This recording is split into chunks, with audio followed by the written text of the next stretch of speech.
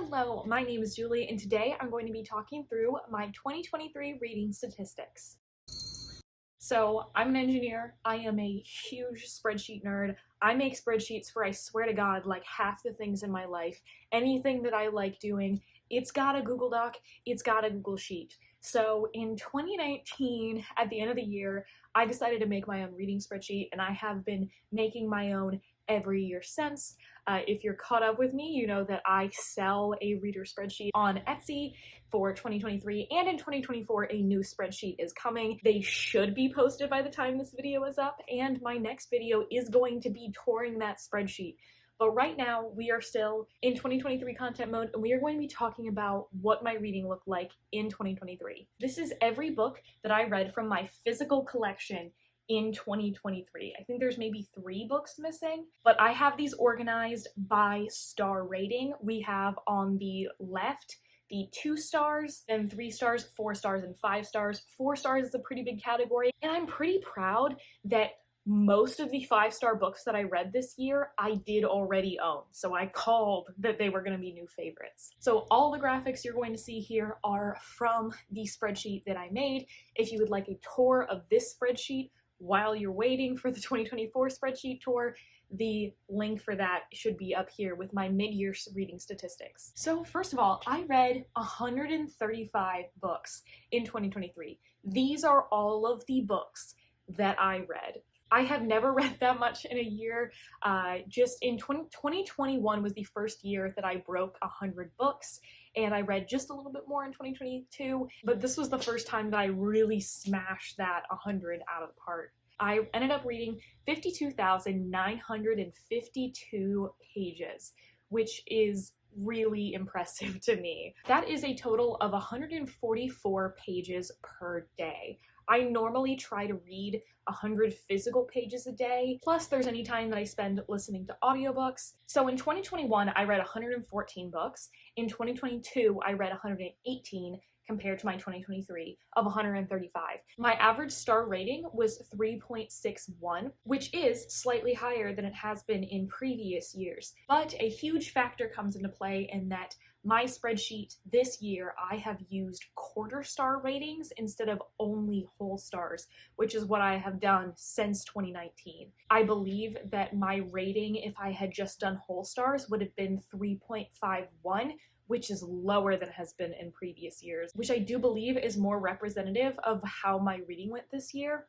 While I did read a lot, I struggled to find favorites. The average page count of a book that I read in 2023 was 389 pages, but the median page count was 352, which means that I was getting a boost from those long books that I read this year, all those chunky fantasies, and I listened to approximately 555 hours of audiobooks. Here we have a look at the different genres that I read in 2023. So my most read genre, as always, is fantasy. I read 46 fantasy books in 2023, which is 34% of the books that I read.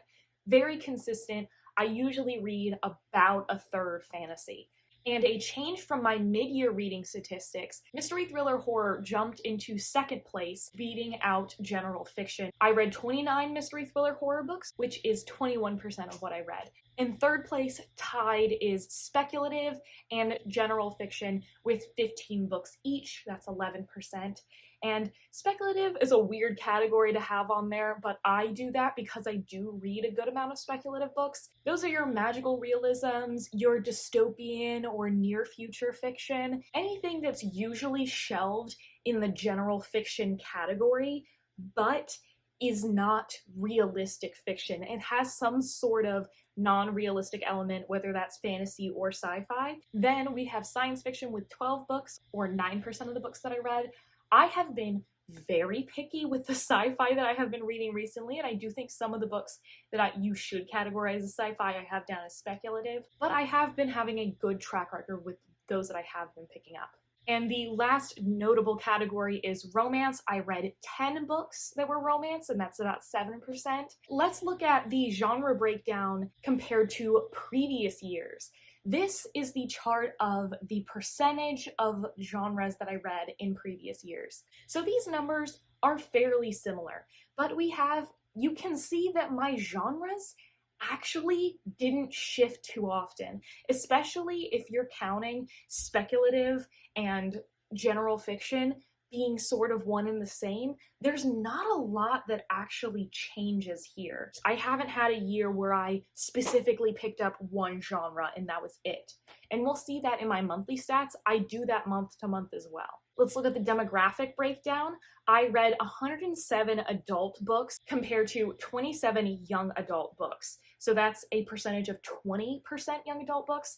And if we compare that to 2021 and 2022, I have steadily, slowly decreased both the percentage and the amount of YA that I'm reading. And while I think I still am going to be picking up YA, I think there's still a lot of value to be gathered from the demographic there. I just am not finding as many favorites as I did when I was in that age range. So I think that is a trend we're going to be seeing going forward.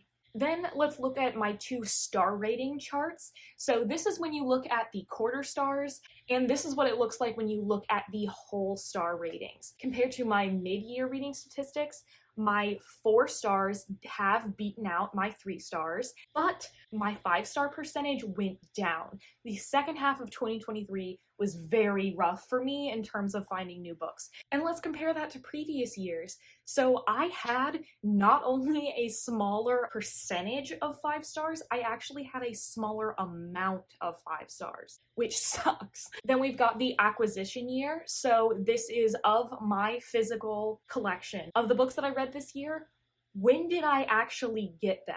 15 of the books that I read in 2023, I acquired in 2023. And as expected, the largest amount of books that I acquired and read was from 2022 with 23 books. You know, I get a lot of books around Christmas time and end of the year sales, so I didn't actually have time to read the books that I got at the end of the year in that year. And if we look at the date published, so a brand new book is a book that was released in 2022 or 2023. That was 58 books. A recent book is a book published in the last 5 years before 2022, and that was 55 of the books. Backlist books are books published since 2000, so that's 13 books. And a modern classic is a book published in the 1900s, so that was 8 books. And I didn't read a single classic this year. I don't think that somebody should force themselves to read classics, but maybe I should force myself to stop buying them if I'm not going to read them. Maybe that should be a challenge for 2024. Then we have the medium breakdown. This is something that I have changed in my 2024 spreadsheet to be a little bit more specific. But the largest category of books that I read was physical books from my shelf at 48 books. That's 35%. The next category was audiobooks with 42 books. Then I read 26 physical books that I got from my library. This is lower than in previous years, which makes sense because halfway through the year, I moved away from my state's biggest library system to a much smaller library system. I don't read that many ebooks. I have 8. And then I have review copies. I had 8, and that is a mix of ebooks and physical books. And then 2 books I borrow from people I know in real life. Let's go over my graphic of my collection and how it changed and the money I spent. I read 49 books that were off of my physical TBR. I think that number discretion is because I listened to an audiobook of something that I actually owned. I added 58 books to my TBR. Now that number was much lower before Christmas. In fact, I had a net physical TBR in the negatives for half the year, and now we are back at +9. Oops. I did not unhaul any books from my TBR, but I did remove 5 books from my collection that I had already read.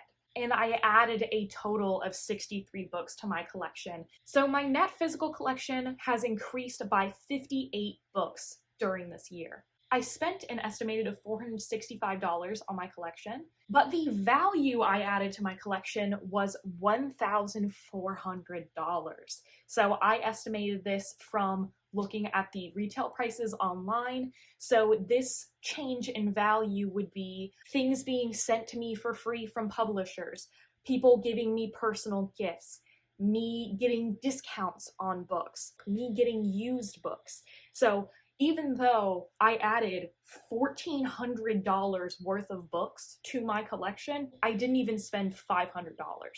So I'm gonna thank my family for buying me books, but I'm also gonna thank myself for being thrifty. And the also estimated amount of money that I saved using my library was $542. And that is only the physical books. In my 2024 spreadsheet, I am going to start estimating how much money I save by getting library books on audio and ebook, but only physical books. I read $542 worth of books. Yeah, it's like fucking 10 books now. Let's talk about where I got my recommendations from. So I marked this as why I added a book to my Goodreads at all, not why I specifically picked up a book in that moment.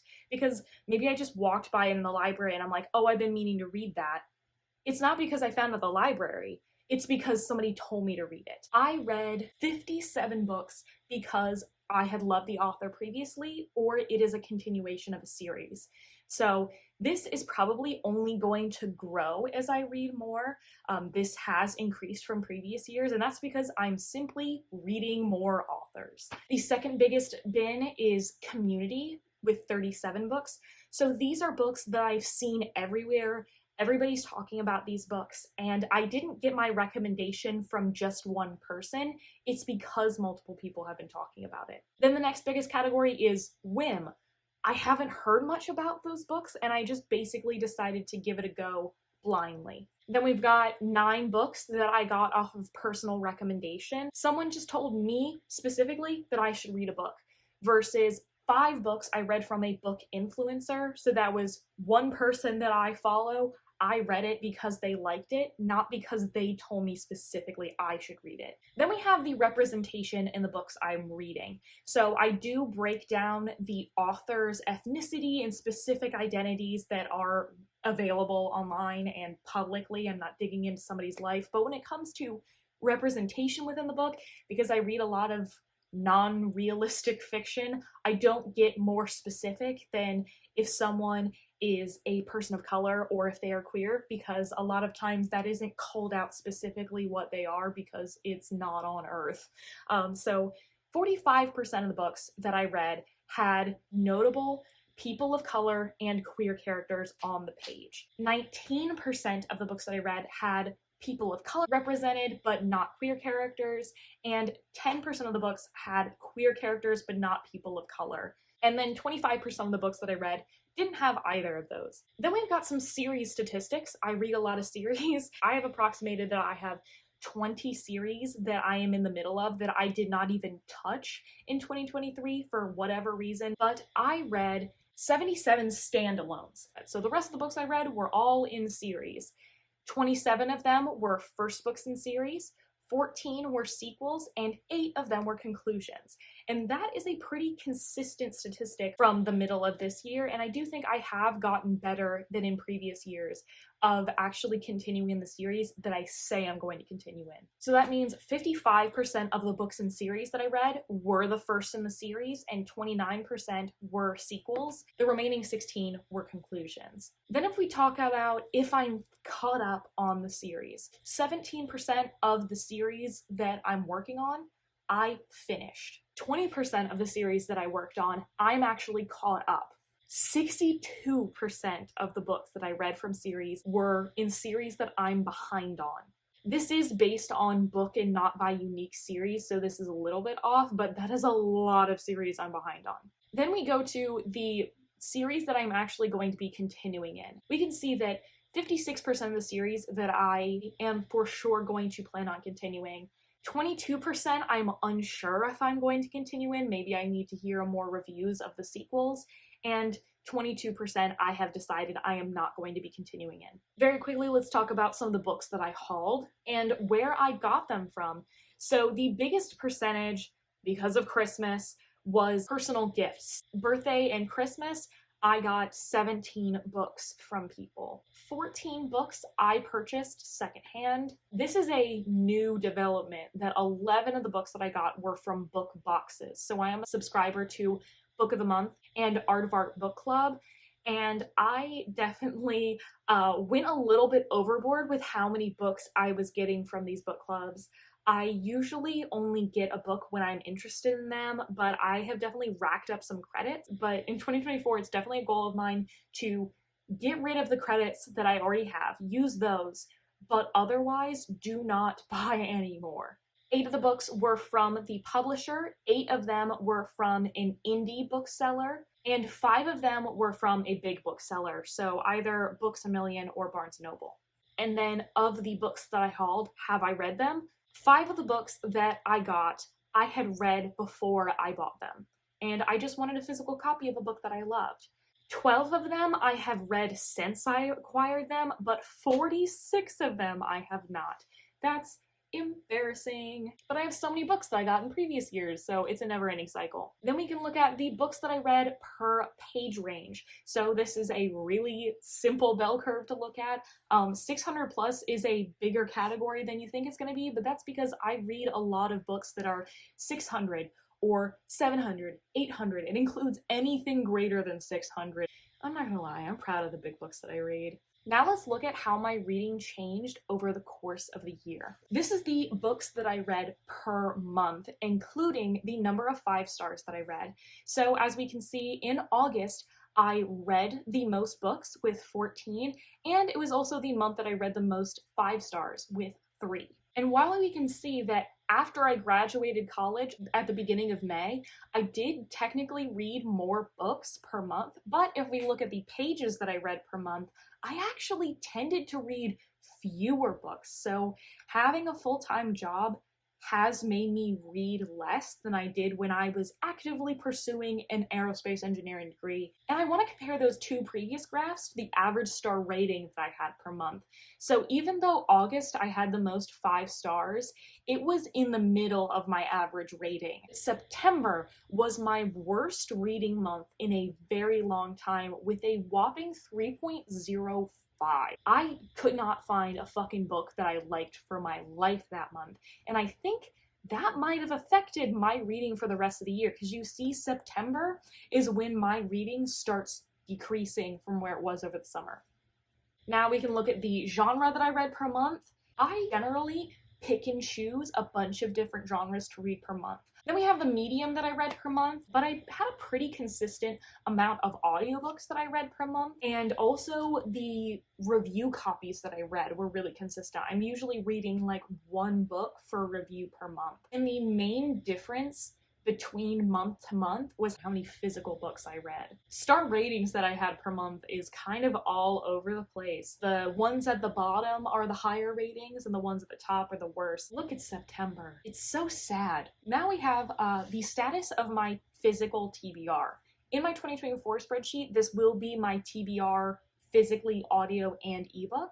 But right now, this is just the physical books. The first graph that we have here, the purple that you see is the books that I added to my shelf. And what we can see here as a trend is that I tend to get a lot of books at one time rather than getting 1 book here or there. And then in green is the amount that I read from my shelf. So I was doing really good in July and August and September, and that makes sense because I moved in June. Then we can look at my net physical TBR. So right in the middle there is that 0 line. From January to April, I was right around 0. I was reading as much as I was acquiring.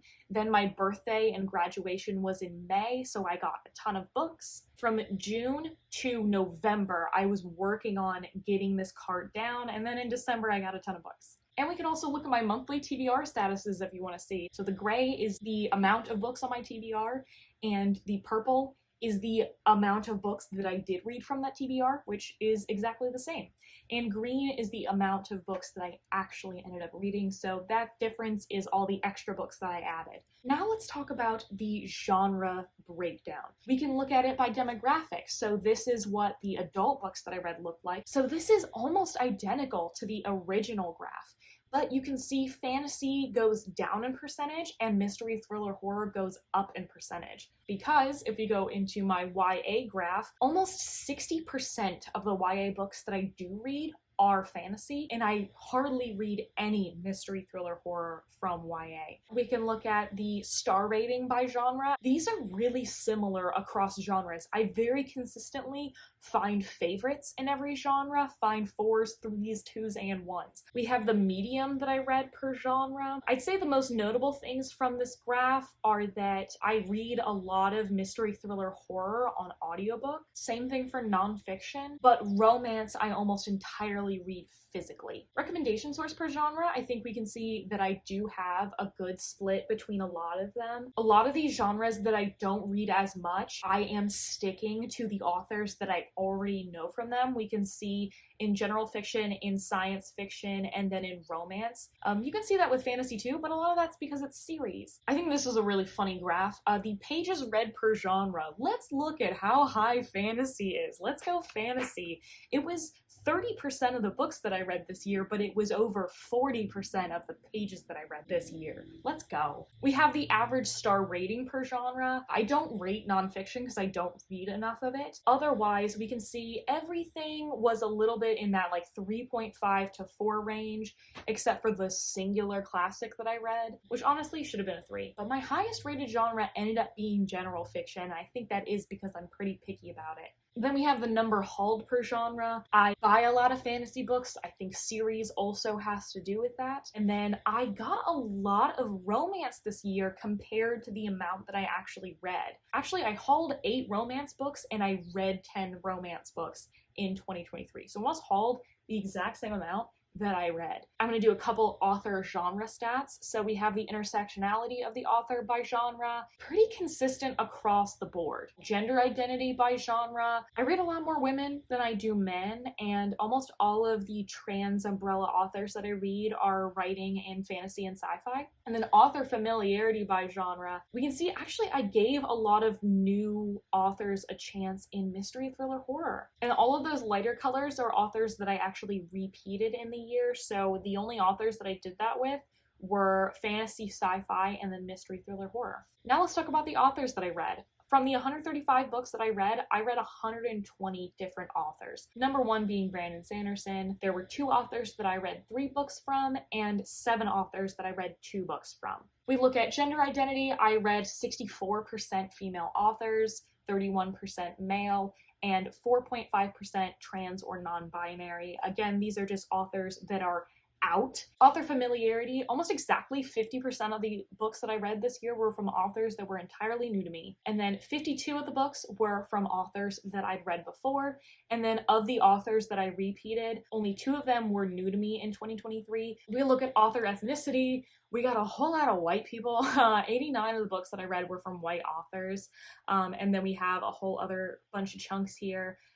The second most ethnicity being East Asian. Honestly, I've been really into East Asian authors who are writing sci-fi and fantasy. Sulin Tun comes to mind, Sequoia Nagamatsu, Shelley Parker Chan. A lot of the sci-fi fantasy coming from East Asian voices has really been a hit for me lately. And then also 10 Black authors and 7 South Asian authors, which honestly, bigger chunk than I thought it would be. And then we have author queer identities. So if an author does not advertise that they are queer, I do put them under cis het. That's 111 authors. 24 authors are out as their sexuality being under the queer umbrella, and 6 authors say that they are part of the trans umbrella. And I have a bunch of other graphs of the author intersectionality mixing with a bunch of other statistics, but I don't think anything really interesting came out of those statistics. And the last stat, we can actually compare the intersectionality of the authors that I read compared to the past 2 years. And right off the bat, these graphs remarkably similar. Since that percentage of non-white cishet authors hasn't really changed in the last 3 years, even though I think I have been trying to search for more, I think that'll be another challenge that I set myself in 2024, is trying to pick up more authors that I know going in are different from me, because I think that's really important, especially with the volume that I read, to make sure I am reading from voices that are different from mine and may not be given the same privileges as others in the publishing industry. But yes, those are all the important stats from my 2023 reading spreadsheet and an analysis of my reading in 2023 and how it compared to the last 2 years. I am very proud of my spreadsheet, and I'm very proud of how my spreadsheet is going to be evolving because I definitely found some holes in what I was tracking that I wanted to fill. That is it for today, but hold on for my next video because I am going to be touring through my 2024 reading spreadsheet and everything that's changed from this year. Thank you so much for watching if you got far. Let me know how you track your reading if you do. Did I make you want to track your reading now? But anyways, thank you so much for watching. If you enjoyed this video, why not give it a like or give me a subscribe? I'd appreciate it. If you'd like to follow me anywhere, my Instagram, Goodreads, or that Etsy is down in the description. And as always, I will see you in the next one.